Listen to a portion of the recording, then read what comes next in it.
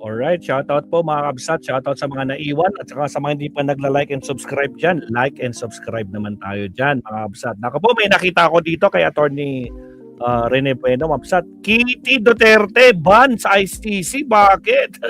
Bakit naban si Kitty dyan? Diyos ko Lord. Sige nga, 10 minutes. Pakinggan natin si Attorney. Naban si ICC? Really? Parang hindi pumasok sa akin to ah. Hindi pumasok sa radar ko to ah. Sige nga, pakinggan natin. Or debit? You debit. Cause you... Again, sa mga bagong pasok, huwag kalimutan mag-like and subscribe. Mga amigas, Here we go, Attorney Rene Bueno. Usapang Matas. Magandang araw po sa inyong lahat. Ako po ang inyong lingkod, Attorney Rene Bueno. Ngayon po ay pag-usapan po natin yung kwento na inihahayag na tila pinaghalong mga chismis sa internet at mga maling pagkaunawa sa mga pangyayari kaysa sa isang nakumpirmang katotohanan. Alam niyo po kasi itong si Kitty Duterte ay napapabalitang pinagbawalang bumisita sa kanyang ama dyan sa The Hague, no? At dahil sa kalasingan at nagwala daw doon sa ICC, no? Pero tingnan natin yung pinakabagong ulat mula sa The Hague nitong buwan ng Marso 2026. At nang malaman natin yung tunay na kalagayan dyan, kung siya ba ito talaga bang pinagbawalan at dahil sa pagwawala at kalasingan, no? At sabi nga ng iba, hindi ganyan, no?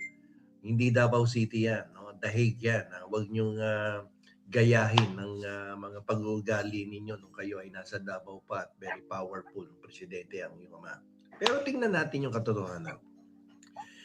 Ayon po sa opisyal na impormasyon, no? Wala pong opisyal na tala o maaasahang ulat ng balita na nagsasabing ipinagbawal si Kitty Duterte na pumasok sa pasilidad ng detensyon ng ICC dahil sa pagiging lasing. Ay, lasing! Dahil parang war freak siya doon sa The Hague.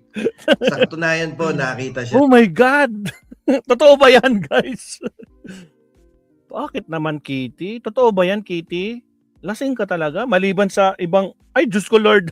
Sa The Hague nitong March 2, 2026 lamang nang bisitahin ng kanyang ama kasunod ng pagdinig para sa pagkumpirma ng mga akusasyon laban sa dating Pangulo. Ito yung confirmation of charges. So nakita siya doon. So walang katotohanan yung kumakalat na balita sa internet na siya ay hindi na pinapayagang pumunta doon sa ICC sa The Hague. Ngayon, ang mga chismis na to tungkol sa kanyang parang ginawang gulo, allegedly ginawang gulo, ay malamang na nagmula sa matinding tensyon, no? Sa paligid ng pag-aresto ng kanyang ama noong nakaraang taon, noong 2025 pa yun eh. No, kasi alam niyo naman, nung panahon na yon siya ay talagang galit na galit, very emotional, nung ipalabas ng live ang pag-aresto, no? sa NAIA at ilang pribadong post sa social media ang kumalat pagkaranoon. Kitang-kita na naman natin nung talagang nagwala si Kitty Duterte noon. Siyempre, hindi mo maalis ama niya yun eh, di ba? Na may dumating pa doon sa punto na yung pati yung kanyang ama may napukpok na na ulo ng isang pulis. Anyway, no, hindi itong mga pag-uugali ni Kitty Duterte nito to, kung isasama mo yung nangyari na yan sa NAIA, ay hindi po humantong sa pagbabawal sa pagbisita sa kanyang ama. Okay, so maliwanag yan. Walang pagbabawal. Ang mga ulat mula sa huling bahagi ng Pebrero at nitong first few weeks ng Marso, today is March 9.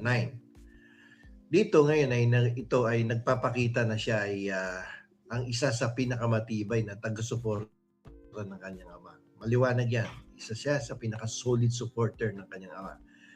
At ayon sa kanyang punong abogado na si Nicholas Kaufman, araw-araw siyang nagpapadala ng liham sa kanyang ama.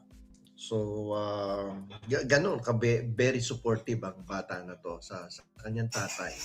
And I think kahit sino naman no, na anak, ganyan na ibibigay at ipakikitang suporta sa kanyang ama. No, dahil hindi makapasok araw-araw, sumusulat yung bata, no, sa kanyang ama. Ngayon, bagamat hindi naman siya ipinagbawal dahil sa mga dahilan sa chismis, ito pong United Nations Detention Unit o yung UNDO ng International Criminal Court or ICC ay may napakahigpit na mga alituntunin na talagang ipinatutupad diyan sa lahat ng concerned parties na nandiyan dyan sa International Criminal Court, yung mga nakakulong diyan. Diyan lahat ng bisita ay kailangan sumailalim sa mahigpit na pagsusuri para sa seguridad ng community diyan, pati na diyan sa ICC. Anumang individual, sino mang individual, kahit na pamilya, no, na mukhang lasing o nagiging Grabe naman yan, violente, attorney, mukhang lasing. ay pinagbabawal yan na pumasok, no, sa araw na yon, alinsunod sa karaniwang mga alituntunin ng pasilidad. So hindi ka basta-basta talaga makakapasok diyan. So kung gano'n ang pinakita ni Kitty Duterte, hindi na natin talaga makikita yan diyan sa area ng ICC. So may naka-schedule na mga oras diyan, no? At kung kailan ka pwedeng papasukin, no, doon sa nakakulong. Okay, so itong mga aligasyon na to na lumabas nitong mga nakarang araw ay wala pong katotohanan talaga, no. Maging fair naman tayo, no. At hindi porket anti-Duterte o anti-BBM or pro-Duterte, pro-BBM ay maglalabas tayo ng mga balitang hindi kaaya-aya, no, para do sa mga taong concerned, di ba? At panatilihin natin na tayo po ay naglalabas ng mga balitang mga makatotohanan at hindi fake news. Kasi yung anumang gulo na maidudulot sa pasilidad ay idodokumento ng registry dyan sa ICC, at bagamat maaari itong humantong sa pansamantalang pagpapahinto, no, walang kumpirmasyon na permanente na pagbabawal para doon kay Kitty Duterte para bisitahin yung kanyang ama doon sa kulungan. So nakikita pa nga natin yung ibang miyembro ng pamilya katulad ni Pulong Duterte na kumakain doon sa labas. Maging mga abogado niya, si Panelo, mukhang nakita ko nga doon nung isang beses kumakain pa doon kasalo yung mga talagang mga avid supporters ng dating Pangulo. At ito lang linggo na to, aktibo si Kitty Duterte, Baste Duterte sa Dahig. Kaya nga, magkakasama sila. Bagamat nagpasya ang pamilya na wag nang panoorin yung aktual na mga pagdinig para sa pagkumpirma dahil mahirap ito, no? Magiging emotional ka talaga kapag pinanood mo yan. So they decided not to watch the confirmation of charges. At nakikipag-ugnayan na lang sila sa mga abogado at yung mga talagang nanonood doon sa pagdinig, no, sa dating Pangulo sa confirmation of charges. Ngayon, yung kwento po tungkol sa lasing at ipinagbawal ay tila isang klasikong halimbawa ng pagpapago ng kwento sa social media na talagang it was well-designed para umangkop sa tema ng karma o pagmamay-ari ng privilege na binanggit natin kanina.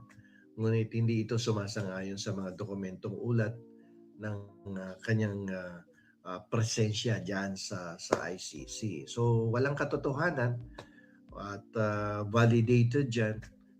Ayon sa records doon sa ICC ay tuloy-tuloy pa rin ang pagbisita ng mga anak, including Kitty Duterte, sa dating Pangulo na nakakulong sa ICC. So para sa akin, no, whether you are pro-BBM, whether you are pro-Duterte, para sa akin, iwasan po natin yung magpalabas ng mga maling balita, mga fake news, dahil ito po ay hindi nakakabuti sa ating lipunan at medyo ang epekto nito sa ating mga mamamayan ay hindi maganda. At wag po nating End time, shout out. pamihasain ang ating mga sarili na masanay, no, na mag-share agad-agad ng mga balitang hindi naman validated at hindi naman napatunayan na may katotohanan. Sapagkat at the end of the day, tayo din naman ang magmumukhang tanga kapag nagbasa ka ng balita na hindi validated at walang katotohanan na purely base lamang sa pagtahi-tahi ng mga kwento, chismis lang talaga. Bumababa tuloy yung ating level ng pagkatao pag ganyan na umaasa tayo sa mga balitang purely chismis lamang. So, ang payo ko, sana sa susunod, bago tayo mag-share ng mga kwentong na nanggagaling sa internet, nanggagaling sa social media platforms, ay kinakailangan tingnan nating mabuti, busisiin kung ito nga ay may katotohanan at base sa mga official records ng mga facilities or institusyon na kung saan ay nakakulong yung dating Pangulo. So, hanggang dito na lamang po. Ito po muli ang inyong lingkod, Attorney Rene Bueno. Attorney Bueno, law and beyond. Learn the law, know your right. Yun. Papatalastas mo na. Speaking of ICC, mga kakabsat, may katasabi lang ni Attorney Claire kanina lang sa press con niya. Wait, check ko. Pakita ko sa inyo. Ito po. Katasabi lang ni Attorney Claire, mga kakabsat, Diyos ko Lord. Ay, naka po. Mabibwisit na naman sila dito. Philippines not rejoining ICC, mga kakabsat. Naka po. Malacanang says President Bongbong Marcos is maintaining his earlier position that the Philippines will not rejoin the ICC Criminal Court. Diyos ko po, no? Hindi pa rin po tayo magre-rejoin sa ICC. Communication Undersecretary Claire Castro told reporters in New York. Nako po. Castro did not elaborate on why Marcos is not inclined to rejoin the Rome Statute. The Philippines withdrew from the ICC in 2018 under the President Rodrigo Duterte, a move to took effect in 2019. Duterte is currently in The Hague, Netherlands, facing crimes against humanity. Diyos ko Lord, di na talaga makakauwi. Kaya kung sakali mabigyan mo ng interim release, hindi yan dadalhin sa Pilipinas kasi hindi tayo membro ng ICC. Kaya good luck. Okay. Next topic tayo, mga kapsat, no? Next topic tayo. Diyos ko Lord. Ang saklap nun. O, sige, go.